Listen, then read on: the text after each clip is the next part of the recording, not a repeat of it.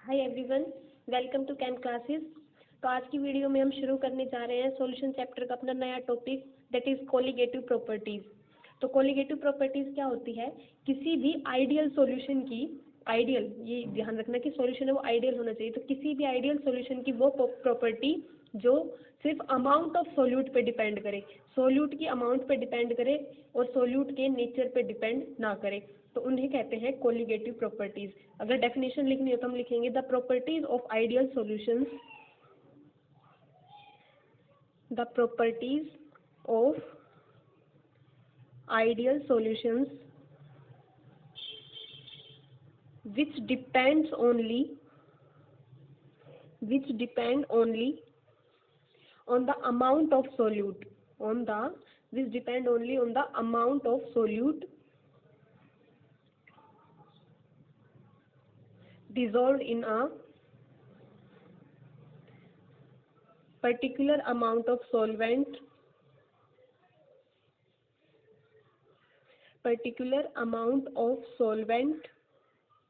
and do not depend on nature of solute are called colligative properties. तो colligative properties वो होती है जो सिर्फ सोल्यूट की अमाउंट पे डिपेंड करती है, सोल्यूट के नेचर पे डिपेंड नहीं करती, उन्हें हम कोलिगेटिव प्रॉपर्टीज कहते हैं। बेसिकली 4 मेन कोलिगेटिव प्रॉपर्टीज है। Number 1, relative lowering in vapour pressure. ये हम जो हमारा roles law for non volatile solute है, पार्ट 6 वीडियो है जो, उसमें भी हम पढ़ चुके हैं relative lowering in vapour pressure. एक ये प्रॉपर्टी है किसी सॉल्यूशन की जो सिर्फ सोल्यूट की अमाउंट पे डिपेंड करती है। सेकंड है elevation in boiling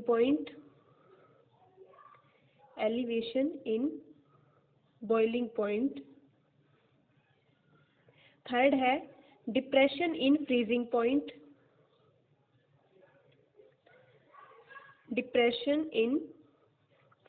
point, and fourth one है ऑस्मोटिक प्रेशर। तो ये मेन 4 प्रॉपर्टीज है जो अमाउंट ऑफ सोल्यूट पे डिपेंड करती है, ये कोलिगेटिव प्रॉपर्टीज है। लेकिन आज की हम वीडियो में ये फर्स्ट कोलिगेटिव प्रॉपर्टी स्टडी करेंगे, एक एक वीडियो में एक एक स्टडी करते जाएंगे। तो आज का जो हमारा टॉपिक है वो है relative lowering in vapour pressure. तो ये तो हम थोड़ा बहुत पहले भी पढ़ चुके हैं, पार्ट 6 जो वीडियो है उसमें पहले देख चुके हैं। अगर आपने नहीं देखी है तो प्लीज़ देख के आइए उससे एक बार। Relative lowering in vapour pressure, इसमें क्या होता है कि जब भी किसी नॉन वोलेटाइल सोल्यूट को, यानी सोल्यूट है हमारा सॉलिड फॉर्म में है, यानी नॉन वोलेटाइल है, वेपर्स में कन्वर्ट नहीं होता, इसको मिक्स करते हैं किसी सॉल्वेंट में जो कि लिक्विड फॉर्म में है, तो जो हमारा वेपर प्रेशर है, ओवरऑल वेपर प्रेशर है वो रिड्यूस हो जाता है, वेपर प्रेशर कम हो जाता है as compare to that of pure solvent का जितना वेपर प्रेशर होगा, और अगर उस वेपर प्रेशर से वो वेपर प्रेशर सॉल्यूशन का कम हो जाता है, इसको बोलते हैं लॉवरिंग इन वेपर प्रेशर। जो roles law for non volatile solute हमारी वीडियो में हम इसके बारे में पढ़ चुके हैं। तो ये हमारे इससे जो हमारा relative lowering in vapour pressure जो इक्वेशन आई थी वो कुछ इस तरह आई थी, P0 minus PS divide by P0 is equal to था number of moles of solute divide by total number of moles, यानी मोल फ्रैक्शन ऑफ सोल्यूट। इसको ऐसे भी लिखा जा सकता है, मोल फ्रैक्शन ऑफ सोल्यूट। ये हमारी इक्वेशन आई थी for relative lowering in vapour pressure, जहाँ पे हमारा P0 है, ये है vapour pressure of pure solvent का वेपर प्रेशर जब उसमें कोई सोल्यूट ऐड ना किया गया हो। PS है वेपर प्रेशर ऑफ सॉल्यूशन जब उसमें नॉन वोलेटाइल सोल्यूट ऐड कर दिया गया हो उस टाइम का वेपर प्रेशर। N2 है number of moles of solute, N1 है number of moles of solvent. तो ये होता है हमारा relative lowering in vapour pressure. यहाँ पे जो ये टर्म है P0 माइनस PS, इतनी टर्म को बोलते हैं लोवरिंग इन वेपर प्रेशर, की प्योर फॉर्म से सॉल्यूशन फॉर्म का जो वेपर प्रेशर है वो कितना कम हुआ, यानी इनके डिफरेंस को बोलते हैं लोवरिंग इन वेपर प्रेशर। और अगर इसको हम इससे डिवाइड कर दे पी नोट को, यानी कितना कम हुआ with respect to vapour pressure of pure solvent, तो इसके रिस्पेक्ट में करते हैं तो इसको बोल देते हैं relative lowering in vapour pressure, relative lowering in vapour pressure. तो relative lowering in vapour pressure हमारी एक कोलिगेटिव प्रॉपर्टी है, क्योंकि ये डिपेंड कर रही है अमाउंट ऑफ सोल्यूट पे, अमाउंट ऑफ सोल्यूट पे डिपेंड कर रही है, नेचर ऑफ सॉल्वेंट पे डिपेंड नहीं करती, इसलिए relative lowering in vapour pressure को हम कोलिगेटिव प्रॉपर्टी में कंसिडर करते हैं। तो अगर हम बात करें कि ये हमारा 100 ml का सॉल्यूशन है, ये भी 100 ml सॉल्यूशन है, इसमें 5 मोल्स ऑफ शुगर प्रेजेंट है, 5 मोल्स ऑफ शुगर प्रेजेंट है। इसमें मतलब मोल फ्रैक्शन की बात करें तो, मतलब कि अगर मान लो मोल फ्रैक्शन की बात करें तो शुगर का जो मोल फ्रैक्शन है, इसमें शुगर का मोल फ्रैक्शन यानी सोल्यूट का मोल फ्रैक्शन 0.3 है, और इसमें ले लिया हमने यूरिया, बेशक कितना ले लो, तो अगर इसका मोल फ्रैक्शन भी 0.3 है तो इसका मोल फ्रैक्शन 0.3 है, इसका भी मोल फ्रैक्शन 0.3 है। तो इनके नेचर पे डिपेंड नहीं करता कि ये शुगर है या ये यूरिया है, ये डिपेंड करते हैं इनके मोल फ्रैक्शन पे। अगर मोल फ्रैक्शन हमारा सेम है, मोल फ्रैक्शन हमारा सेम है, तो हमारा जो लोवरिंग इन वेपर प्रेशर होगा वो भी सेम होगा इन दोनों केसेस में। यानी ये नेचर के सोल्यूट के नेचर पे डिपेंड ना करके सिर्फ उसकी अमाउंट पे डिपेंड करते हैं, इसलिए relative lowering in vapour pressure is a colligative property. अब अगर हमें relative lowering in vapour pressure पता है तो हम किसी भी सोल्यूट का मॉलिक्यूलर मास डिटरमाइन कर सकते हैं। कैसे? हमारे टॉपिक का नाम है determination of molecular mass of solutes. अगर सोल्यूट का मॉलिक्यूलर मास हमें नहीं पता तो हम ये फाइंड आउट कर सकते हैं from lowering in vapour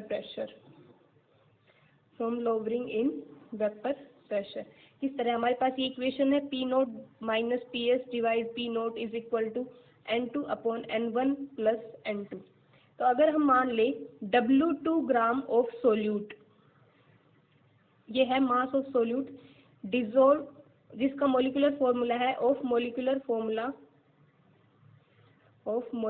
formula M2। W2 gram of solute of molecular formula M2 is dissolved in W1 gram of solvent of molecular formula, इसका molecular formula है M1 ग्राम पर मोल, सोल्यूट का है M2 ग्राम पर मोल। तो हम इस केस में N1 को लिख सकते हैं given mass by molar mass, given mass by molar mass. ऐसे ही number of moles of solute को लिखा जा सकता है W2/M2। तो इनकी वैल्यू जब इक्वेशन में पुट करेंगे तो ये बन जाएगा P note minus P S by P naught, यानी relative lowering in vapour pressure is equal to N2 की जगह पुट करेंगे W2/M2, यहाँ पे W1/M1 प्लस W2/M2। तो इस तरह जब हमें ये बाकी चीजें पता हो तो हम molecular mass of solute find out कर सकते हैं। इनमें से कोई भी अगर एक टर्म हमें गिवन नहीं हो तो बाकी टर्म की वैल्यू पुट करके उनको फाइंड आउट किया जा सकता है। और दूसरी केस है, अगर जो हमारा सॉल्यूशन है वो बहुत ज़्यादा डाइल्यूट है, तो हम N1 प्लस N2 को कंपैरेटिवली N1 के ही इक्वल लिखा जा सकता है, क्योंकि ये बहुत ही ज़्यादा कम हो जाएगा। N1 के कंपैरिजन में number of moles of solvent बहुत ज़्यादा है, डाइल्यूट है तो, और सोल्यूट के बहुत कम है, तो अप्रोक्सीमेटली N1 लिखा जा सकता है। यानी हम इस टर्म को P note minus P S upon P note, इसको ये है हमारे पास N1 प्लस N2, इसको अप्रोक्सीमेटली इक्वल लिखा जा सकता है N2/N1, यानी इस N2 को नेग्लेक्ट कर सकते हैं विद रिस्पेक्ट टू N1, क्योंकि ये बहुत ही स्मॉल वैल्यू है। तो अब इस केस में इनकी वैल्यू रखेंगे तो ये हो जाएगी P note minus P S upon P nought is equal to N2, यानी W2/M2 डिवाइड बाई W1/M1। और अच्छे से सोल्व करेंगे तो ये हो जाएगा W2/M2 और ये ऊपर जाके रेसिप्रोकल हो जाएगा M1/W1 इस तरह से। तो ये आ गया हमारा for dilute solution, relative lowering in vapour pressure for dilute solution. तो अगर जो हमारा सोल्यूट है वो 5% है, 5% से कम है, तो उस केसेस में हम उस सॉल्यूशन को डाइल्यूट सॉल्यूशन कंसीडर करेंगे। यानी सोल्यूट है वो 5% या 5% से कम अमाउंट में प्रेजेंट है, तो उसको हम डाइल्यूट सॉल्यूशन कंसीडर करेंगे और उसमें इस इक्वेशन से हम वैल्यू फाइंड आउट करेंगे। अगर डाइल्यूट नहीं है, कंसेंट्रेटेड है, तो उसमें हम इसको नेग्लेक्ट नहीं कर सकते, फिर तब इसकी वैल्यू यहाँ पे पुट करके इनकी वैल्यू निकालेंगे। ठीक, तो ये हो गया हमारा relative lowering in vapour pressure. तो अब कुछ एनसीईआरटी के न्यूमेरिकल सोल्व कर लेते हैं इस फॉर्मूला के बेसिस से। तो हमारा जो पहला न्यूमेरिकल है वो है vapour pressure of pure water at 298 kelvin is this. Pure water का गिवन है, क्वेश्चन नंबर 1 आंसर 1। तो प्योर वाटर का गिवन है, यानी पी नोट की वैल्यू गिवन है 23.8 mmHg एंड ये गिवन है 50 gram of urea, 50 gram of urea is dissolved in 850 gram of water, यानी W1 और W2 की वैल्यू गिवन है। W1 सॉल्वेंट है 850 ग्राम, W2 सोल्यूट है यूरिया यानी 50 ग्राम। तो हमें निकालना है vapour pressure of solution, solution का वेपर प्रेशर यानी PS फाइंड आउट करना है एंड इट्स रिलेटिव लोअरिंग यानी relative lowering in vapour pressure भी फाइंड आउट करना है। तो अब हम मोलिकुलर फॉर्मूला, क्योंकि हमें दोनों पता है, वाटर है यूरिया है, तो निकाला जा सकता है। वाटर का तो मोलिकुलर फॉर्मूला कितना हो जाएगा 18 ग्राम पर मोल, 16 for 1 oxygen and 2 extra for 2 hydrogen, तो ये हो जाएगा 18 ग्राम पर मोल। ऐसे ही यूरिया का निकालेंगे तो यूरिया है NH2CO NH2 यानी 2 नाइट्रोजन है, 2 नाइट्रोजन, 1 नाइट्रोजन का 14 होता है, तो 2 का हो गया 2 × 14, 4 हाइड्रोजन है तो 4, 1 कार्बन 12 एंड 1 ऑक्सीजन 16। तो जब इनको सोल्व करेंगे तो आंसर आएगा 16 ग्राम पर मोल। तो W1 M1 W2 M2 सारी वैल्यूज हमें पता है, हम इक्वेशन में पुट करेंगे। हमारी जो relative lowering in vapour pressure है वो होगा W2/M2 और ये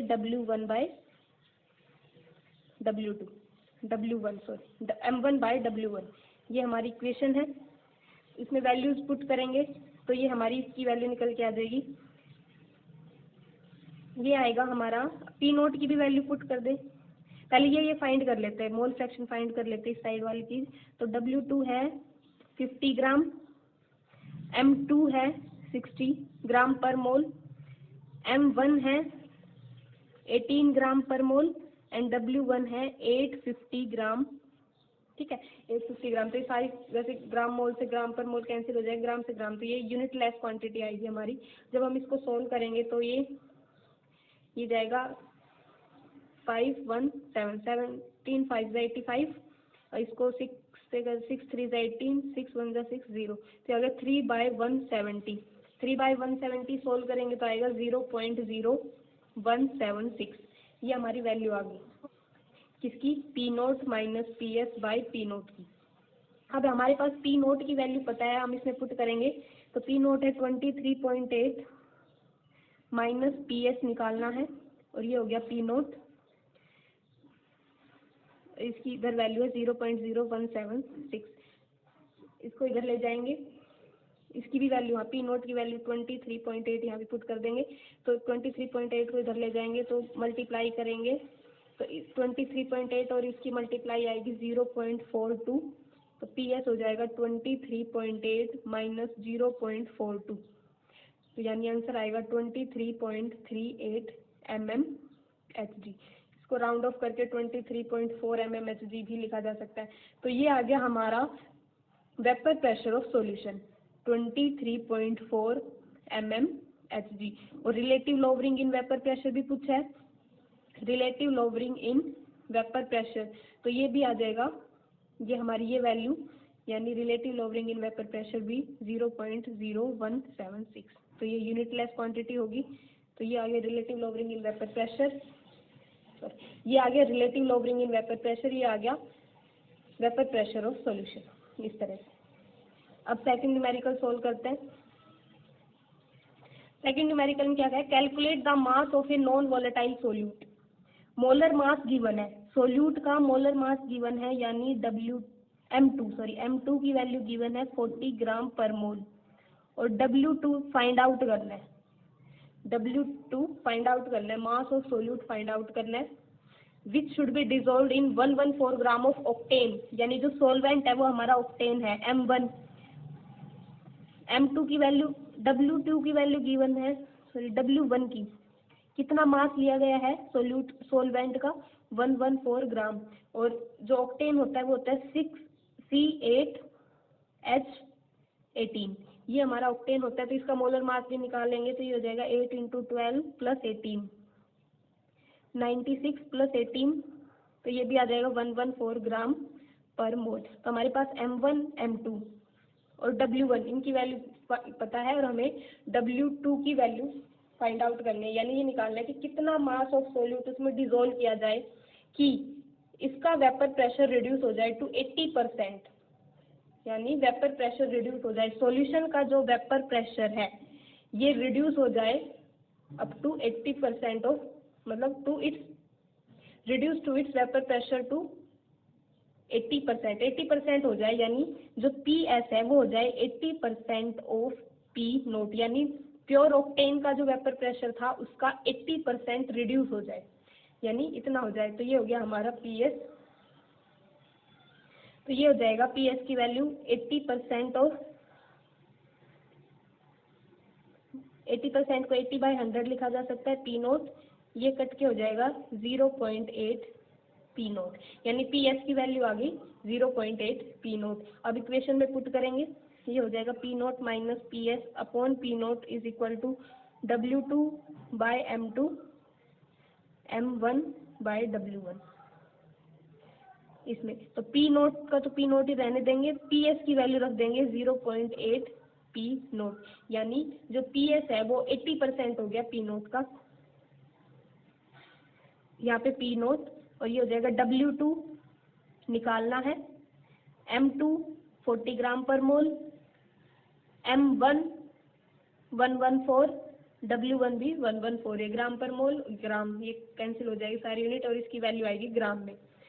ये P0 - 0.8 P0, इसको 0.2 P0 लिखा जा सकता है, bye P0 is equal to, ये 1 हो गया कट के W2/40, तो ये भी P0 से P0 कट गया, ये होगा 0.2 इज इक्वल टू W2/40, यानी W2 आ गया 0.2 × 40, तो ये हो जाएगा हमारा 8 ग्राम, यानी जो हमारा पूछा है कि नॉन वोलेटाइल सोल्यूट का कितना मास इसमें डिजोल्व करे कि इसका वेपर प्रेशर 80% तक रिड्यूस हो जाए, तो ये हो गया हमारा कि 8 ग्राम सोल्यूट को हम ऐड करेंगे 114 ग्राम ऑफ ऑक्टेन में। तो इस तरह न्यूमेरिकल मतलब फॉर्मूले में पुट करके इनकी वैल्यू फाइंड आउट की जा सकती है।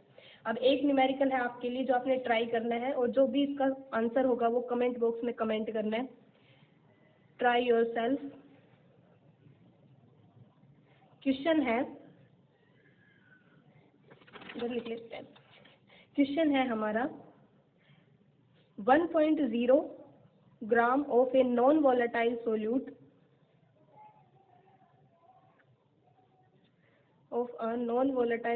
was dissolved in 100 gram of acetone. Acetone का मोलिकुलर मास भी गिवन है, मोलिकुलर मास है 58 ग्राम पर मोल at 298